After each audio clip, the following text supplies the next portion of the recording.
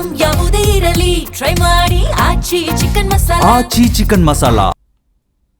ಗದಗ ಬೆಟಗೇರಿಯಲ್ಲಿ ಗಾಳಿ ಸಹಿತ ಭಾರಿ ಮಳೆಯಾಗಿದೆ. ಬೆಟಗೇರಿಯ ಕೆಲವೆಡೆ ಅವಾಂತರ ಸೃಷ್ಟಿಸಿದ್ದಾನೆ ವರುಣರಾಯ.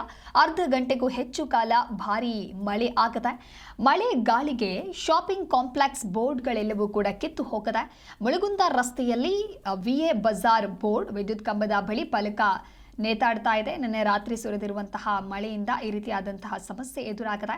ಗದಗ ಬೆಟಗೇರಿ ಅವಳಿ ನಗರದಲ್ಲಿ ಅರ್ಧ ಗಂಟೆಗಳ ಕಾಲ ಭಾರಿ ಮಳೆಯಾಗಿದೆ.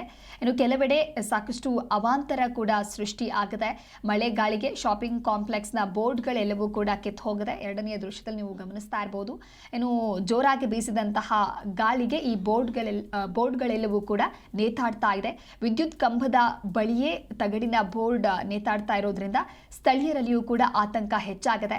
ನಗರದ ಮುಳಗುಂದ ನಾಕಾ ಬಳಿ ಮಳೆ ಗಾಳಿಯ ರಭಸಕ್ಕೆ ಮರಗಳು ನೆಲಕ್ಕೆ ಉರುಳಿದೆ. ಆ ಒಂದು ದೃಶ್ಯವನ್ನು ಕೂಡ ನೀವು ಗಮನಿಸ್ತಾ ಇರಬಹುದು. ಅರ್ಧ ಗಂಟೆಗೂ ಹೆಚ್ಚು ಕಾಲ ಸುರಿದಂತಹ ಮಳೆಯಿಂದ ಇಷ್ಟೆಲ್ಲ ಅವಾಂತರ ಸೃಷ್ಟಿಯಾಗಿದೆ.